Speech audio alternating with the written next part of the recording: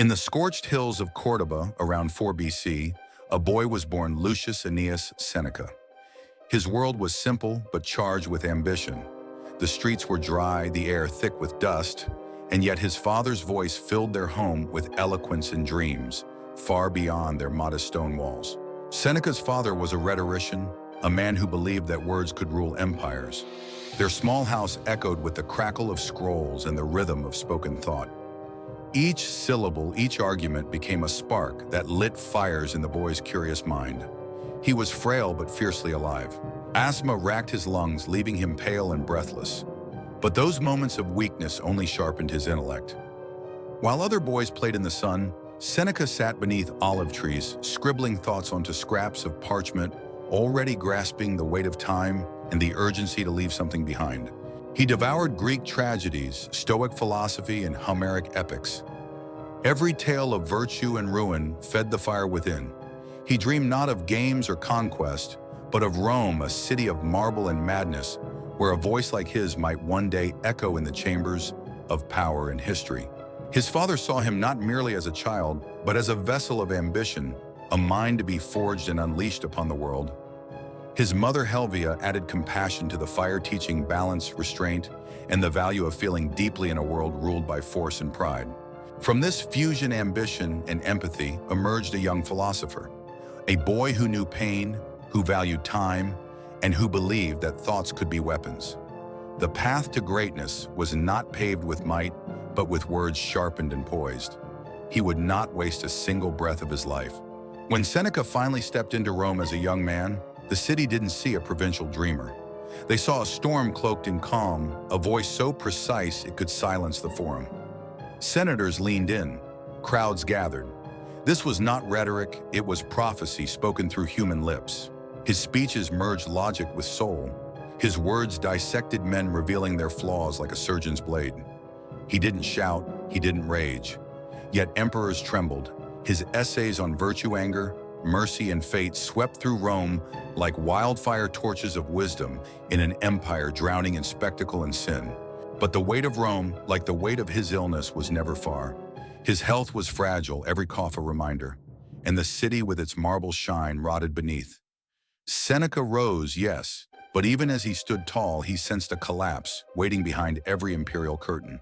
He served as advisor, wrote laws, and calmed chaos with calm words. But whispers filled Rome of betrayal, of blood of a boy who would rise. And when Nero ascended at 17 with a crown forged from murder and ambition, Seneca's fate twisted into a prophecy he could not escape. Nero's rise was no accident. His mother Agrippina, a woman of unmatched ambition, paved his path through whispers, poison, and political theater. The Senate, anxious under her shadow, turned to Seneca.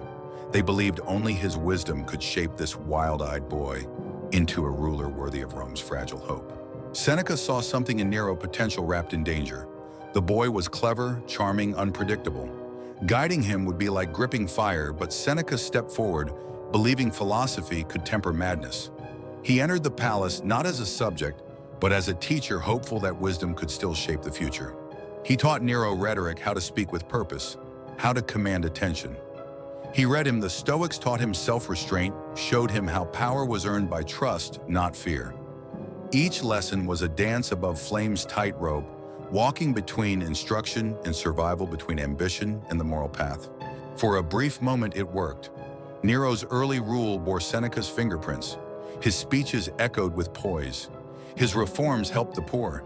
The Senate breathed easier. The people cheered. Seneca dared to believe. Perhaps the boy could become more than air. Perhaps he could become just. The empire held its breath. But beneath the golden glow, shadows coiled. Nero, now older, saw himself as divine beyond advice, beyond restraint. His laughter grew sharper, his silences heavier. The teacher who once held his hand now stood further away. Flattery replaced guidance. Applause drowned wisdom. Rome tilted slowly into a darker, blood-stained age. Nero began to kill. Rivals first, then innocents. His mother, once his architect, became his victim. Feast turned grotesque. The Senate bowed in silence. Seneca watched horrified, the pupil slipping beyond reach. He wrote, he pleaded, but the boy wanted worship, not truth. Rome had crowned a god made of fire. Seneca stayed at first. He believed his words still held weight. Letters poured from his villa cloaked in careful philosophy. Each one was a quiet cry begging Nero to return to virtue. But Rome no longer listened. Power had become spectacle. Fear ruled the court. The philosopher became a ghost. Seneca's allies vanished one by one. Some killed without cause. Others exiled or razed. The palace pulsed with paranoia. Even breath became dangerous. Seneca, once the empire's conscience, withdrew. He knew the walls were closing in. And still he wrote not to save Nero, but to leave truth behind before silence won. He retreated to a villa outside Rome, a place of quiet stone, of blooming roses and gentle fountains. It was peaceful but haunted. News came like storms, executions, riots, Nero's madness blooming into full theater. Rome was unraveling. Seneca could only watch, powerless, pen in hand, heart heavy with shame. He questioned everything: his loyalty, his compromise, his silence. Had he betrayed stoicism to shape an emperor? Had his brilliance been used to decorate tyranny? Paulina, his wife, urged escape, but Seneca refused. To flee was to betray his philosophy. He would not run. He would face what was to come. Then came spring of 65 AD. The Pisonian conspiracy, a failed plot against Nero, collapsed. Seneca wasn't involved, but his name was whispered among rebels. His words on liberty and virtue had inspired too many. Nero needed no trial, no proof. In Rome, suspicion was a death sentence. The scroll arrived. A messenger stood at Seneca's door, pale and silent. The scroll bore the emperor's seal. Inside, a single command: Seneca must die, but on his own terms. Nero's cruelty was elegant now. It wasn't murder, it was theater. And Seneca the Stoic was cast in the role of martyr. Seneca read the scroll once. No surprise touched his face, only quiet acceptance. Years of Stoic thought had prepared him for this. He asked Paulina to help him bathe, one final ritual, one final comfort. His voice was calm. "It will be the last time I ask for anything," he said. The water was warm, soft against his tired skin. He dressed in plain robes, not like a victim, but a philosopher preparing for a final lecture. Paulina's tears fell, but he held her hand firm and warm. "Live," he told her. "Let my words live. Let them burn longer than me." In the quiet room lit by oil lamps, Seneca took the blade. There was no panic, no guards. Just Paulina the philosopher and the decision he had always known would come. The first cut was slow, controlled. Blood trickled. A lesson in courage played out in silence and crimson light. He spoke as he bled, his voice steady, each word deliberate. He spoke of death, of letting go, of choosing dignity. "This is not the end," he whispered. "The soul does not fear the blade." The lamps flickered. Shadows lengthened.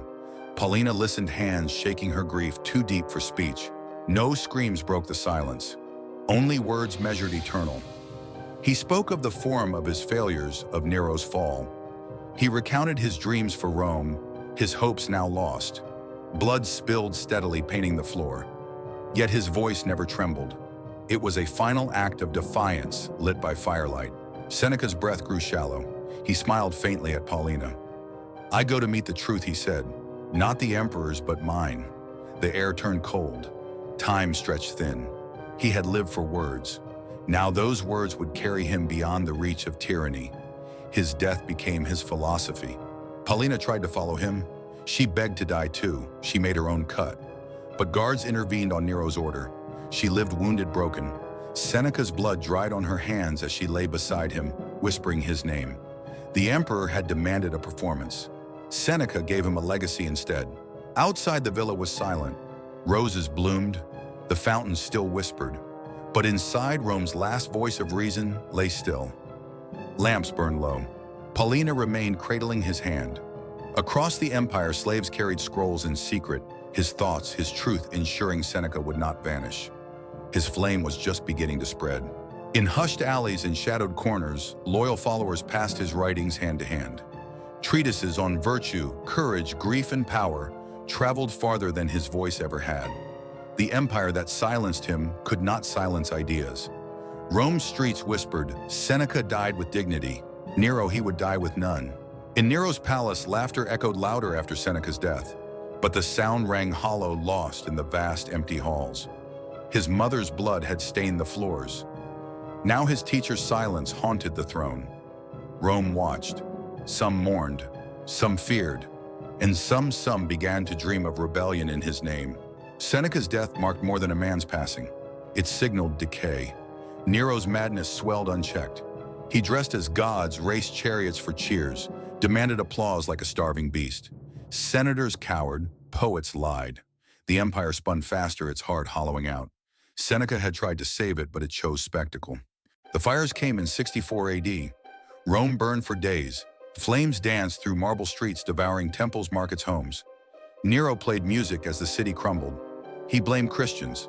He watched from gilded balconies as screams filled the night. The empire he ruled became ash, and Seneca was not there. Had he lived, Seneca might have tried to stop the madness. He might have spoken truth from rooftops or died again trying. But now he was myth, a man whose calm death stood in contrast to Nero's roaring chaos. Rebels invoked his name. Thinkers quoted his lines. His words had survived.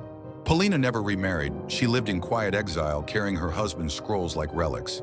She spoke little, but those who met her said her eyes burned with something unbroken. Seneca's last words lived within her. She became a living tomb, a keeper of light in an empire descending into endless night. The villa fell into ruin over time. Winds swept through cracked halls. Birds nested in rafters where philosophy once echoed. Yet some still came quiet pilgrims, seeking the place where dignity had met death. They touched the stones where Seneca fell. They whispered his lines as though praying to a forgotten god. Centuries turned. Empires rose and fell. Rome changed its gods, changed its laws. But Seneca endured. His works, smuggled out and copied by hand, reached monasteries, courts, and schools. Kings read him. Revolutionaries quoted him. His stoicism became a torch passed from hand to trembling hand through storms of power and fear. He taught that power meant nothing if not governed by reason, that life, no matter how short, must be lived with purpose, that death feared by tyrants could be welcomed by the free. These truths, too dangerous for emperors, became dangerous for all who sought to live with their eyes open. In Nero's final days, paranoia consumed him. Mirrors were smashed, servants tortured, ghosts haunted the throne. He spoke Seneca's name in rages and nightmares. The teacher he had killed now ruled his thoughts, because ideas do not die, and when they are spoken by the dying, they echo forever. Nero's death came like a farce. Hunted, abandoned, trembling, he took his own life with borrowed hands. No honor, no last words of grace, only panic. Rome barely mourned. A city exhausted by fire and blood let him vanish. But Seneca lived on in scrolls, in memory, and whispered rebellion. Some said the philosopher had failed, unable to save his pupil or his city. But others saw differently. He had not failed. He had warned, resisted, and in the end died as he lived on his terms.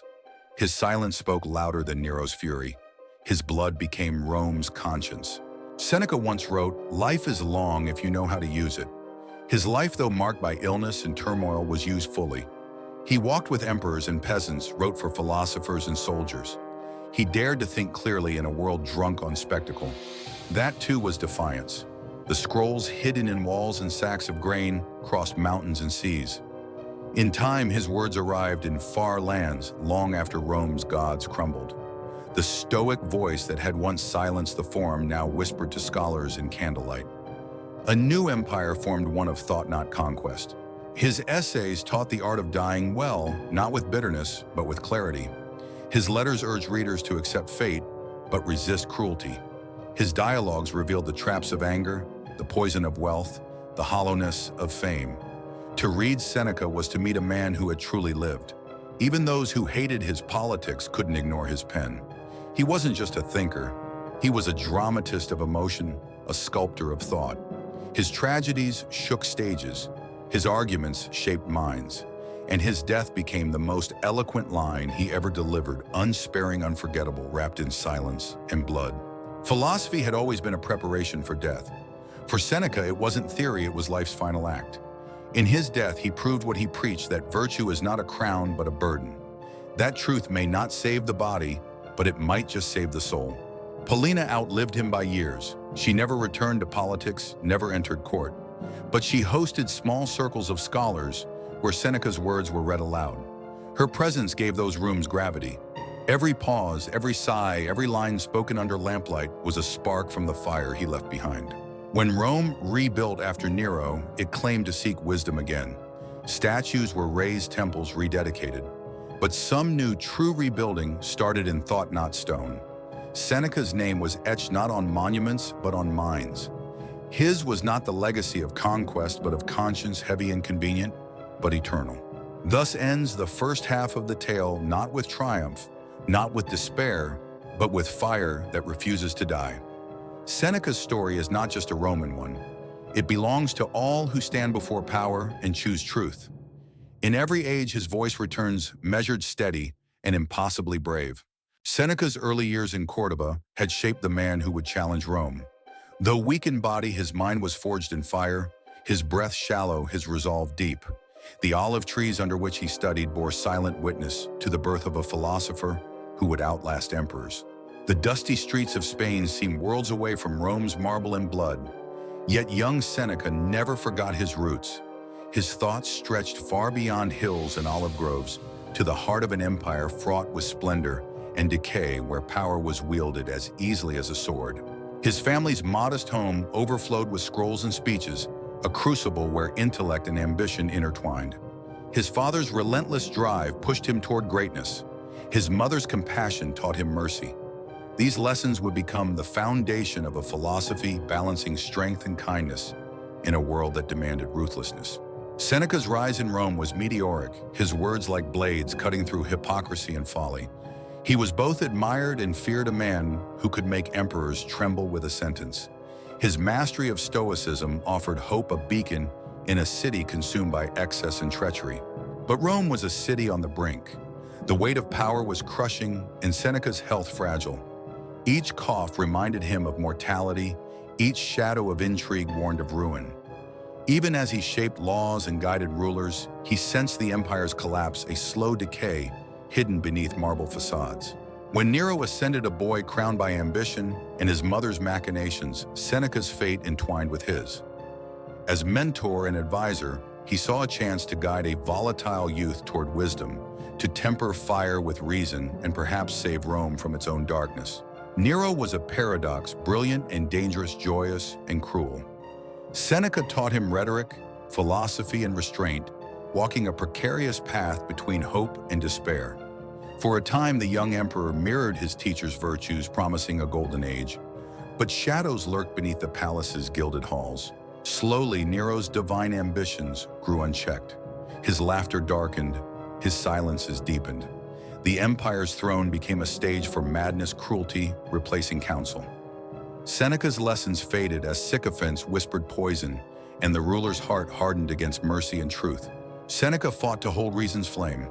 Letters and speeches urged Nero back to virtue, pleading for mercy and justice. But paranoia consumed the court. Allies disappeared. Executions stained the marble floors.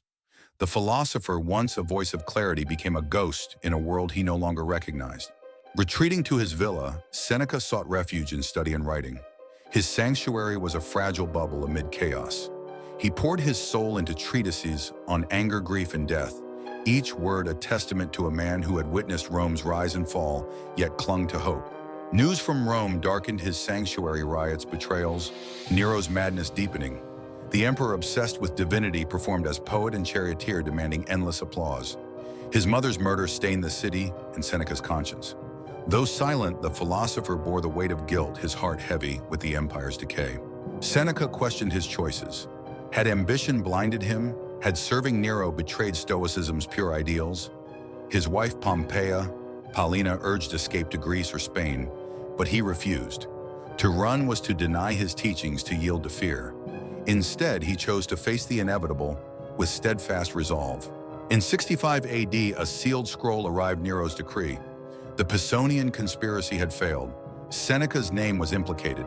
Without evidence, suspicion was sentence enough. The order was cruel, yet Stoic: take his own life. His final test was upon him. The philosopher must embody his teachings in death. Serene and resolute, Seneca prepared. He asked Paulina to help him bathe warm water, soothing the final moments. Draped in simple robes, he embraced dignity over despair. Paulina wept, but he held her hand, urging her to live and carry forward his words, a legacy greater than life. The room was small, lit by flickering lamps. No guards or executioners, only the blades steady and sharp. Seneca's hands trembled not from fear, but from the gravity of the act. He cut deep blood, flowing like ink on parchment, writing his final lesson in courage and control. He spoke softly as blood-welled words of courage, of the soul's release, of living with reason until the end. Paulina's tears fell silently, a quiet testament to love and loss. Seneca's voice wavered only slightly, a final treatise in defiance of tyranny and celebration of virtue. His breath grew shallow. He recounted moments, his first speech in the Forum, the crowds, the boy he tried to save. He spoke of Rome as it could have been a city guided by reason, not fear. His final act was a testament to a life lived fully and without compromise. Paulina tried to join him, cutting her own wrist, but Nero's men intervened.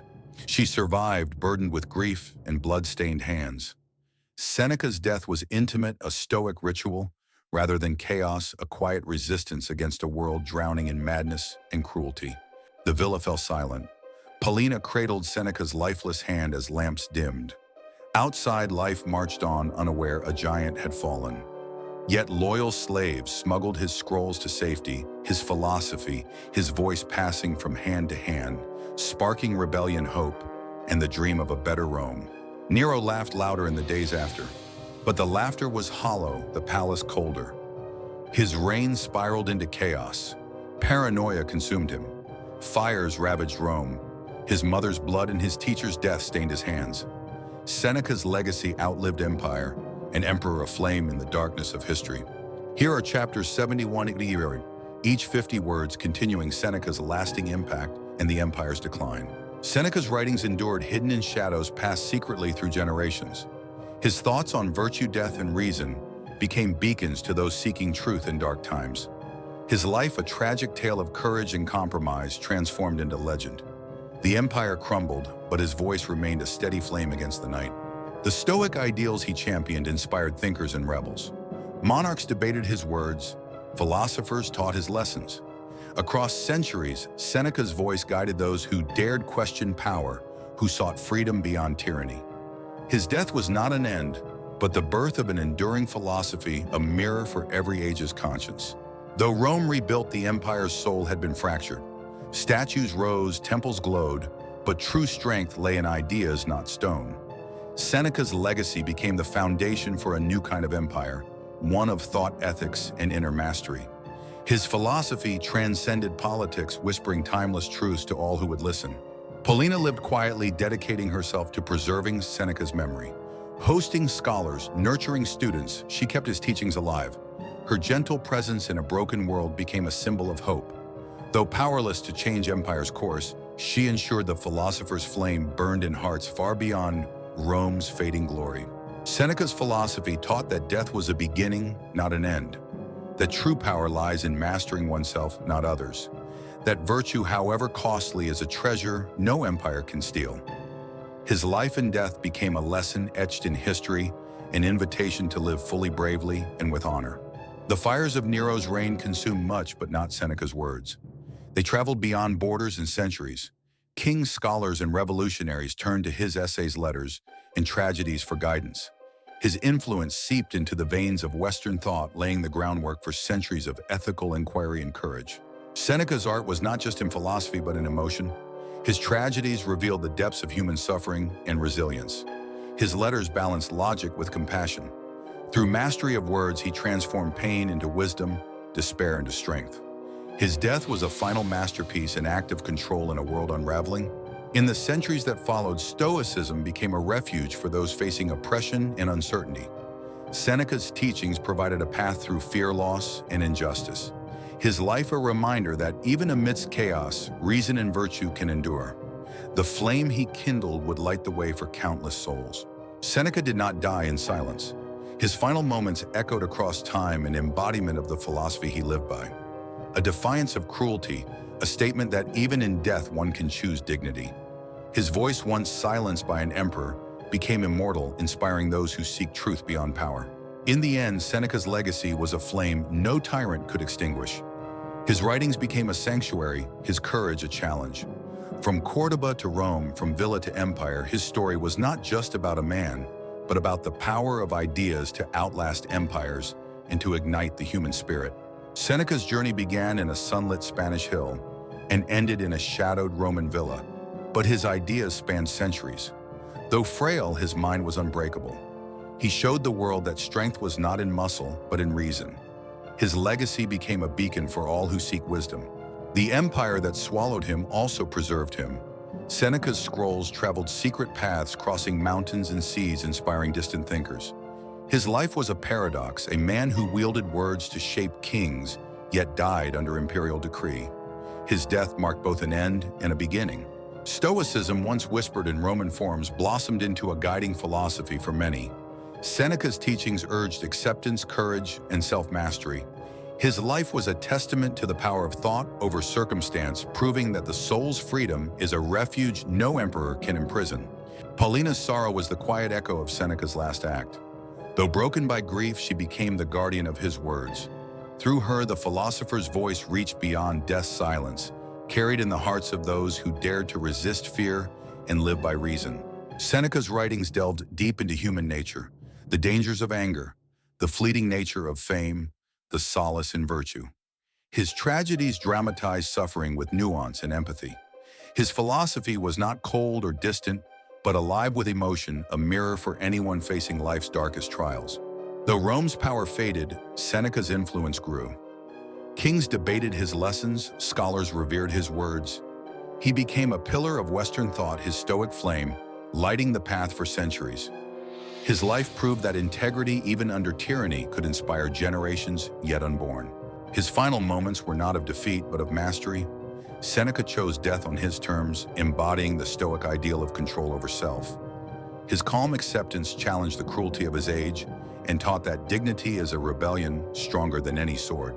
The villa where he died became a silent monument, its stones holding memories of courage and thought.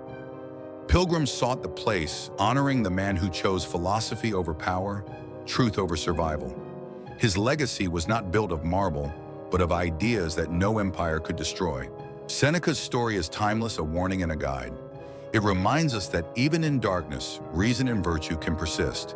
His life was a dance of light and shadow, where courage was tested and philosophy became a sword. His voice echoes still, calling all to seek truth. Thus Seneca remains eternal, a soul who lived with quiet fire, whose words outshine emperors and empires. In every age, his lessons on life, death, and virtue invite us to stand firm before chaos, to wield reason as a weapon, and to embrace a life well lived. Seneca's legacy is a bridge linking ancient Rome's marble halls to modern hearts seeking wisdom. His life teaches us that greatness is not measured by power, but by the courage to live and die by one's principles.